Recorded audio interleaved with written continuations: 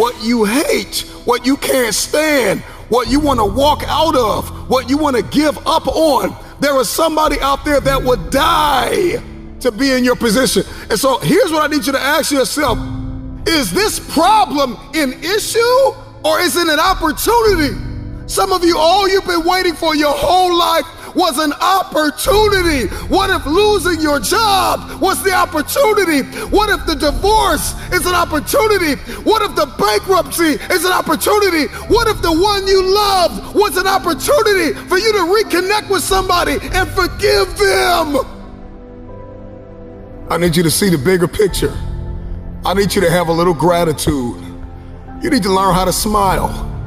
You need to work out. I know you hate the gym. I know you hate to lift weights. I know you hate cardio. I know you don't like drinking water. I know you don't like taking care of your temple. You think it's the hardest thing to do in the world to commit. But there is somebody who's in the grave today, and if they had another opportunity to live, they would enthusiastically, with great confidence and courage and consistency, do what you hate just to live a little longer. Find the positive. See the bigger picture. Guard your gratitude. The trial, the tribulation, the adversity, the giant is not your assassin. The giant is your opportunity. Are you going to complain in the face of conflict, or are you going to seize the opportunity? I don't care what it is that you're trying to achieve, what you're trying to accomplish, what you're trying to give, how you're trying to evolve, what you are looking to become. Everything rises and falls on your perspective.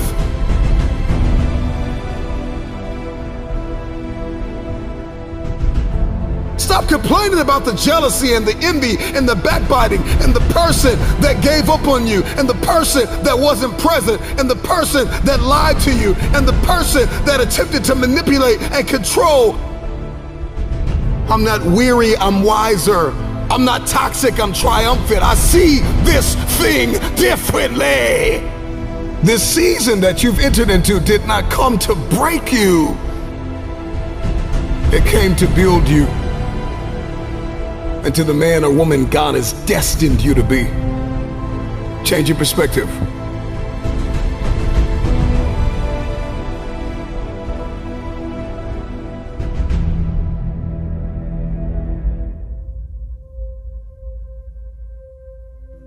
Get back up. So from this day forward, 365 days together. No, we can't do it alone, but together we can. Together we can motivate this country. We can motivate this world. Let's love our brothers and sisters. Let's feed the poor. Let's show the world what a true king and queen is. Together we will rise, together we will fight. And if God says, together we will fall. Let's be phenomenal today, kings and queens. This was only the beginning. Because this life is not done with you. Your dream is not done with you. Mistakes turn us all into winners. Mistakes turn us all into perfections. There's gonna be days when it seems like it will never happen. The dream will never manifest. The money will never come. The cars will never come. But you gotta fight for something more than material. You gotta fight for the baby that lays in your soul, that burns your chest. Because if you don't feel this fire, then it's not a dream.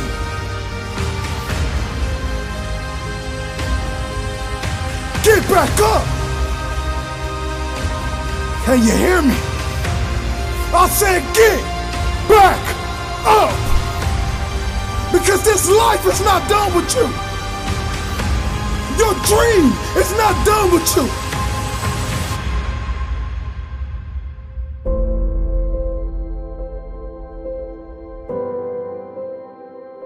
See, many of us believe that we don't have what it takes. You have multi-million-dollar potential inside of you, and you don't need a dollar to obtain it. It's all inside of you.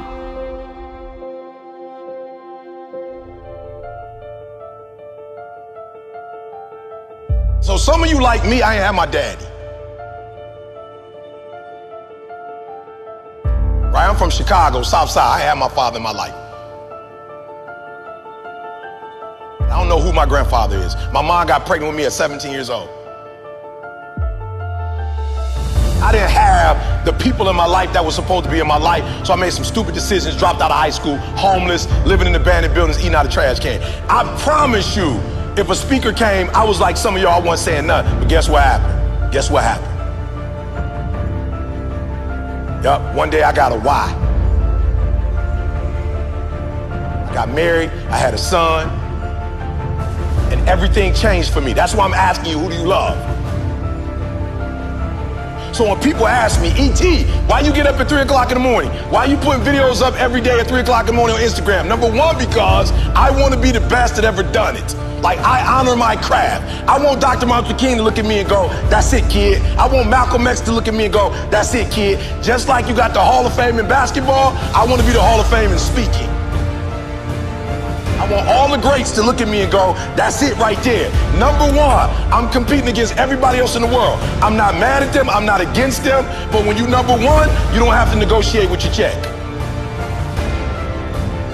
I remember when I was like number 25 or something, they would be like, okay, you got to fly here, you got to fly. Now I tell people how I fly. I tell people where I stay, where I don't stay. So number one in the world, what happened? One day I woke up and was like, I got to do this for my wife. Like, I don't know what happened, but she called me like, yo, E, I'm lost. I'm like, what you mean we lost? We live in Lansing, you can't be lost. She's like, I'm lost, I got a brain fog. Took her to the hospital, found out she had MS.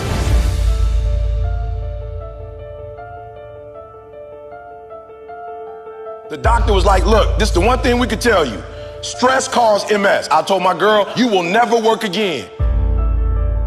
My son, I didn't go to college. When you finish high school and go to Michigan State, I'm cashing you out. I found out I had a gift. I started thinking about what my mom need, what my sisters need, and a lot of y'all, you selfish, flat out. How many of you in this room? Some of y'all, you good. You don't make it to the league, you tight work. That ain't all y'all. How many of y'all, your mama really need you to go to the league? Let me see your hand. Hands down, I'm gonna say it again. How many of y'all need to move your mama out that neighborhood and y'all need to put your mama in another neighborhood and the league is how you gonna get there? Let me see your hand. So what I'm trying to tell you is, while you playing, it might be some cats in the league who really are going or who do come from privilege and you like thinking you them. I promise you, I ain't stupid. I ain't Tony Robbins. I don't come from where he come from. I don't come from where Kiyosaki come from. I don't come from where Zig came from. My mama barely finished Dunbar. I'm from the south side of Chicago. I ain't had no safety net. You acting like if you don't make it to the NBA, you got like some second opportunity that's gonna pay you $100 million. How many of y'all in the room right now, your mama got a safety net? So, other than you making it to the league, you got another way where you about to make $100 million. Let me see your hand real quick. For real, because that's what you acting like.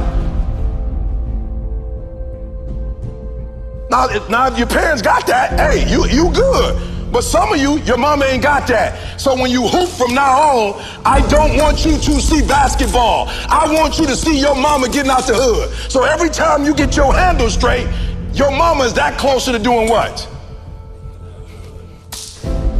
Every time you get your character straight, you heard what the man said. He said that they got to choose between the two of y'all. They not choosing the snotty-nosed dude who think he everything, who don't speak to people. You know, when they always pick me, I always ask, why y'all pick me and not the other speakers? They say, because you easiest to work with. Because when you come, you don't talk down to nobody. You clean up behind yourself. He just said, I'm a grown man. They say you clean up behind yourself. You don't cause problems, E. Number one, this is not about basketball. This is about who? Yourself, and then who?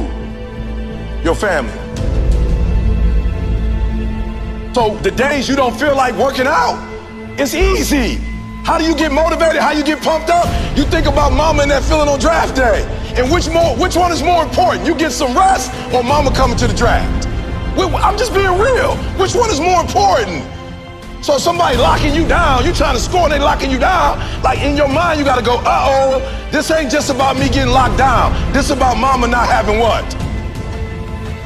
This mama not having what? Food. So at halftime, when coach go back over the stuff, when you come out, what you gotta do? You gotta kill. I just told y'all, this how my man eats. This how my grandkids gonna eat. He doing his own personal thing. This how we eat. This ain't no motivational presentation. This how my mama eat right now. This how my wife never have to go to work again. This how we live on the West Coast and on the East Coast. And I ain't no baller. And I ain't making millions of dollars. But my gift is making room for me. Every time I get on 3 o'clock in the morning, I'm killing them. Tony Robinson can't keep up. He's a phenomenal speaker, but he ain't from the Chi. He can't keep up. My motor. I'm killing them. Many of you listening to me right now, you have unfinished business, and you need to go back to that dream, back to that idea. You have a date with destiny. You have unfinished business. It's time for you to go back to the drawing board with a new perspective. It's your viewpoint, and watch this. Your perspective actually shapes your language, and your language shapes your world. And so if you don't start thinking right, you're not going to talk right. And if you're not talking right, you're not going to experience the world that you see in your head. I don't know who God has called you to become, but what I can tell you is if you keep seeing it the way you have seen it, you will never become it. Everybody wants next level. Everybody wants wealth and influence, and everybody wants to be this esoteric novelty. But listen to me, you will never experience any of this showing up in your next season with the same viewpoint.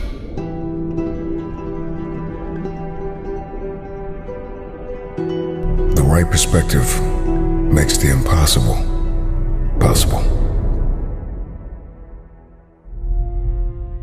Instead of the path of least resistance, I started choosing the path of most resistance to prepare myself for the journey that was coming my way. And you realize through hard work, you can outwork anybody. No matter how badass they are. It starts with yourself, man. You gotta start diving into those things that you are afraid of. You don't gain confidence by going to the spot that makes you feel good. It's gonna be a false reality. And the second life gives you that challenge, all you wanna do is go back to what gave you confidence. Is that happy spot? No. What gave me confidence was spending years at a kitchen table trying to learn how to read and write on my own. Realizing I can't learn the way you learn. I can't, but I can learn. What gives you confidence, not being afraid, is overcoming the fear. That's what gives me confidence, is facing these things, overcoming them. And maybe not overcoming them every day, but facing them and facing them and facing them. Pretty soon like this, you know what, man, this is where it's at. It's not in that comfort zone. It's in the discomfort zone is where my confidence is getting built. That's where it's getting built. Happiness, peace, enlightenment, it's all up here, man. It's all up here.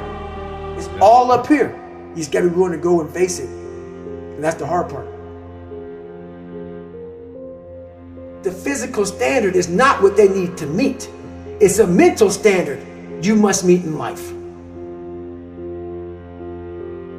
That's how I live my life. I now know that there is no cap on the human mind. There's no cap.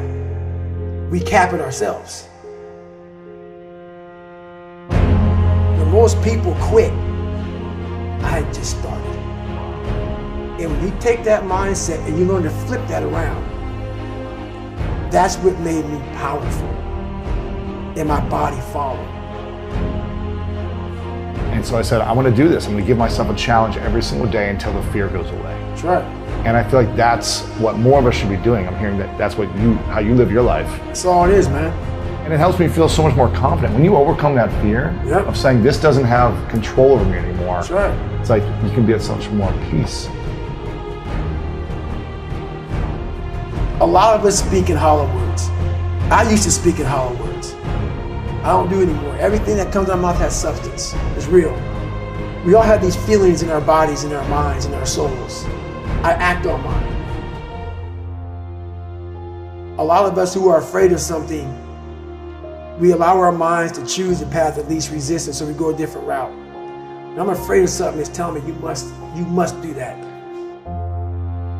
Life is one big mind game, and you're playing it with yourself. You cannot lose perspective of where you've come in life.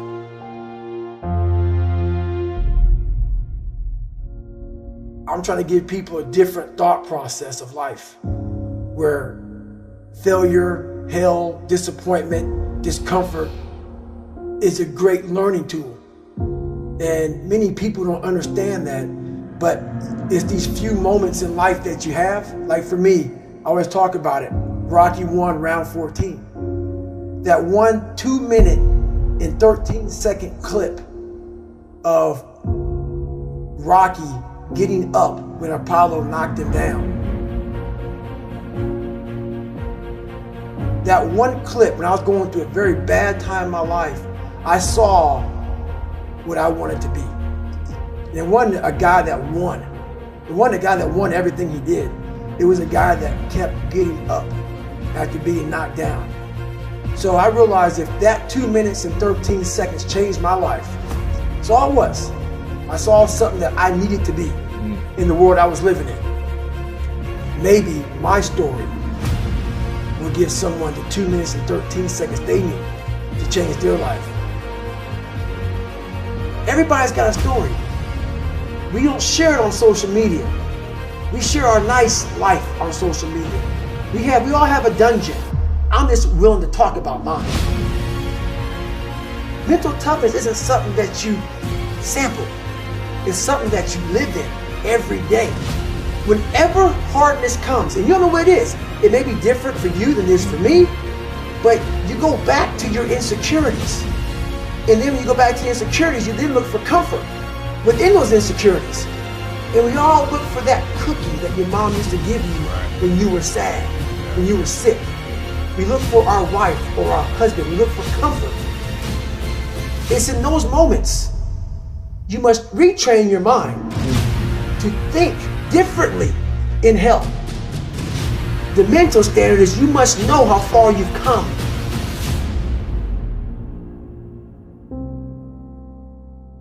I walk in a room now and I know the hours and years and decades I put into David Goggins. That's something, it's not on the wall. It's not a trophy on the wall. It's not a medal around your neck. I don't care how you perceive David Goggins, because through my journey, I figured out the one piece I was missing. I thought it was cars. I thought it was women. I thought it was money. I thought it was everything. The one piece I was missing was me having the courage to face myself. Where I got my work ethic from was the hours I had to spend learning this. When you sit down and you're not smart, and you have a disability, and you still want to be at the top of your class, I didn't want to just get by. When I realized that I can learn through hard work, and I can beat the valedictorian in school, but I got put in 10 hours more a day than he does. You know what kind of strength comes from that? When you're sitting down, that guy, that valedictorian studied for an hour, and you know I caught you. I have the work ethic to catch you. That's where David Goggins got really invented. Was at a kitchen table with 20 spiral notebooks that were empty, and then they were full. And when you can go through that, I still have them in my storage unit. You go through these spiral notebooks of your life, and you realize this is how I learned. This is unbelievable. It wasn't until I got real sick and my life got real quiet. I went from running 205 miles in 39 hours to I couldn't get out of bed. My life was taken from me. And that's when I realized I hadn't taken time to think about what I'd done in my life. I'd done all these things, but there was no finish line. I finished a race of life, and I wouldn't even receive my medal. I'd go on. I get in the car and I go. When I started figuring out life, that I was leaving so much in the tank. Once I realized, my God, man, I was this dumb, fat kid being bullied, and now I'm a 180-pound person who lost 106 pounds in less than 3 months. Learn to read, learn to do this, learn to do that. I was like, I need more. I was fueling my mind with everything. And I never took time to say, my God, you came from this hell, and you're here. I had come 8,000 miles from where I started. But if you never know that, you're still in the $7 a month place. So it's that quiet place. It's that place by yourself. It's those hours and years and decades by yourself in the grip of life. When life has you by the throat and choking you out, and you're sitting there calm because you're trying to figure it out. You're not panicking. You're not quitting. You're not throwing in the towel. You're saying there's a way around this. And when you figure it out, when life has you gripped in a vice, and you can figure that out, that's when you overcome. That's when you overcome. The journey getting there was harder than going through it. Yeah. You know? So that's the whole thing about life, man. It's that journey that makes you who you are.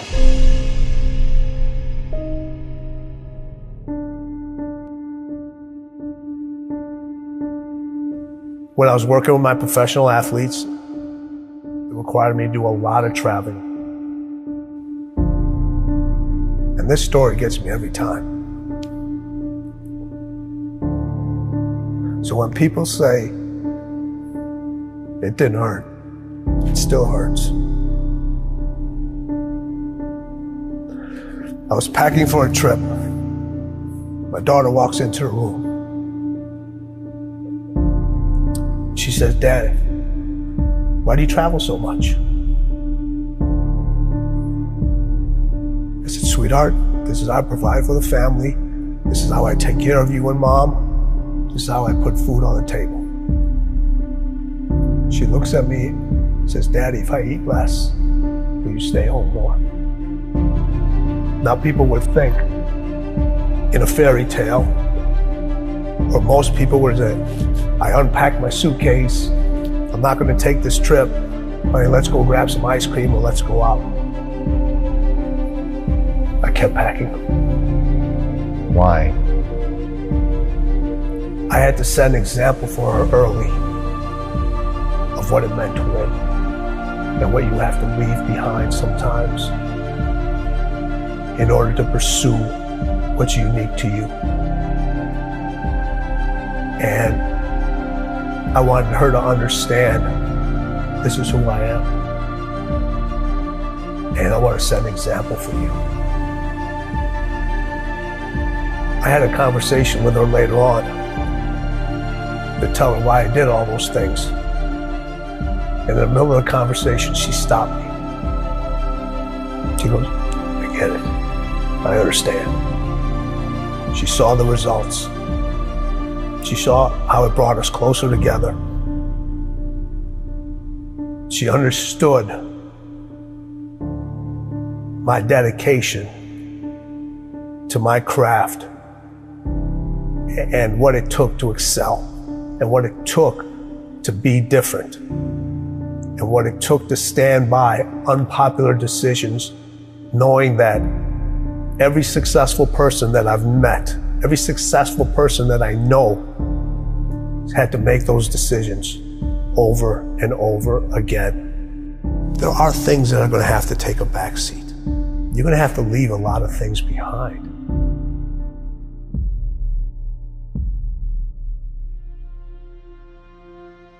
The hardest thing with Kobe was getting him to stop.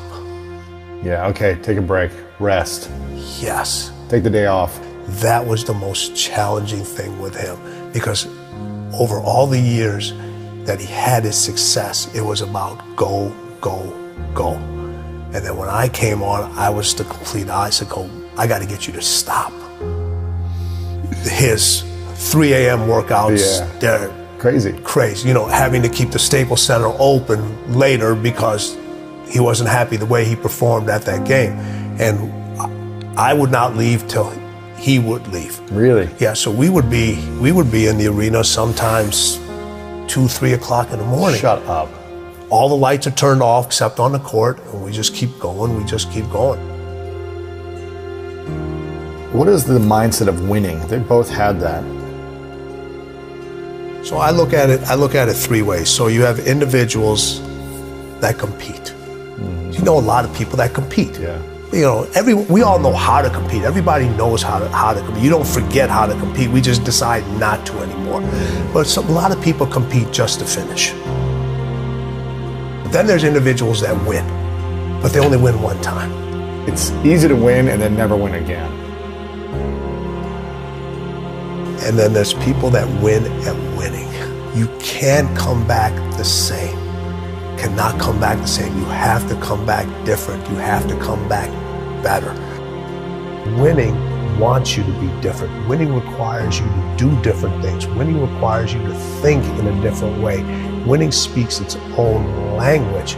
Winning has its own way of recognizing you. Winning wants you to write your own story. Stop looking for steps. Those steps are infinite. Find your own path to winning. Because as the late, great Kobe Bryant said, winning is everything. I heard a story one day about Muhammad Ali. And Muhammad Ali was this amazing boxer. And I'm pretty sure everyone knows who Ali is. You're supposed to know. He's one of the greatest. He is the greatest of all time. One of my favorite athletes. He had a fight in Johannesburg, Africa with George Foreman. It went 8 rounds. And for the first round, George Foreman beat him up pretty bad. He hit him with body blows. He was literally lifting Muhammad Ali off the ground with these blows. But as the fight went on, the crowd started to count Muhammad Ali out. They started to believe that it wasn't possible for him to stay this champ. But Muhammad Ali had other plans. He had other intentions. Around the 8th round, when Muhammad Ali thought he was weak and he was getting ready to fall and he was tired, a champion came out. A true champion came out. And he told himself, I'm not going to lose this belt. I worked too hard to lose this belt. And I want you guys to look at yourself in the mirror and tell yourself, I worked too hard to lose this battle of life. I came too far to quit now. We all had those situations where we had to get back up. We had to dig down deep and find that warrior that lives inside of us all. And we had to use that warrior to get back up. Can you hear me? I said get back up.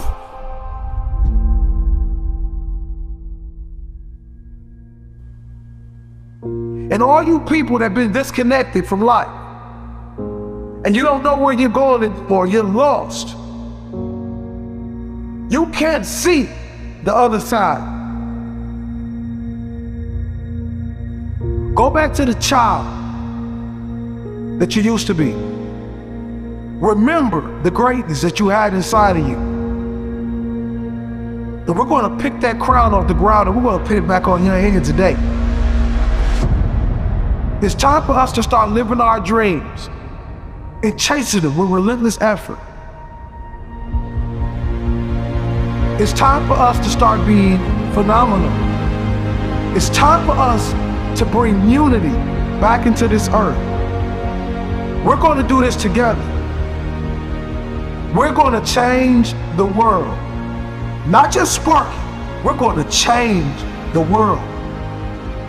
And we're going to rise together. We're chasing greatness. We're throwing average in the garbage can, and we're awakening the greatness that lies inside of us. Because as I say all the time, we are all a walking $1 million check. But it's up to you to sign the check if you want to cash it. We will fight, we will claw together. And we all have special pieces that if we bring together, we can never be stopped. We're going to speak for the underdogs. We're going to speak for the people who have no voice. It's time to rise. It's time to live. It's time to get what we deserve. If you don't get up when the count is at 9, you don't want it enough. It's time to stop listening to the outdated version and living in the now version. Your story is your story. Your journey is your journey, and it's always going to be different. Go to where there's no path and leave a trail. Let's be phenomenal.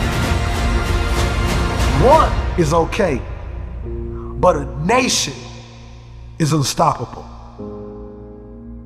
Keep being inspirational. Keep being beautiful. Keep being driven. And keep fighting for your dreams.